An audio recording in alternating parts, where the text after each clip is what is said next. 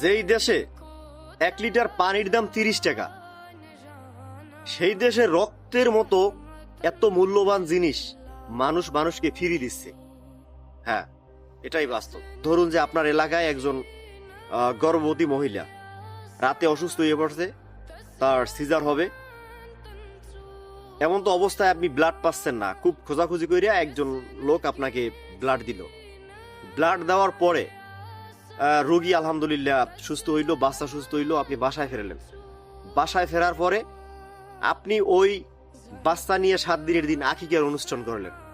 আপনি আপনার এলাকার সব মানুষ খাওয়াইলেন, আপনার আত্মীয় স্বজন সবাইরে খাওয়াইলেন, অথচ যেই মানুষটা আপনাকে ব্লাড দিয়ে গেল, আপনার রোগীকে ব্লাড দিয়ে গেল, যার উসিলায় ওই বাচ্চাকেও সুস্থ রাখছেন, সেই মানুষটার কথা কি একবার একটু চিন্তা করছেন? সেও তো ওই বাড়ির মানে আকিকার অনুষ্ঠানে দাওয়াত পাওয়ার মতো একজন লোক। আসলে আমরা খুব সহজেই ভুলে যাই। আর ব্লাডের মতো একটা জিনিস আমি আমার শরীর থেকে দিলাম, আপনি সুস্থ হইলেন, আর পরে খোঁজ নিলেন না। এটা করবেন না। কেন করবেন না? আপনার জন্য যে মানুষটা এত কষ্ট করলো, ব্লাড দিয়ে গেল, আর আপনি তাকে চেনেন না, ব্যাপারটা কিন্তু বেমানান। মানুষ মানুষের জন্য, সে এসে আপনাকে যেভাবে মানে হেল্প করলো, আপনি ওইভাবে আবার হেল্প করার চেষ্টা করবেন। এটাই তো মানবতা ভাই।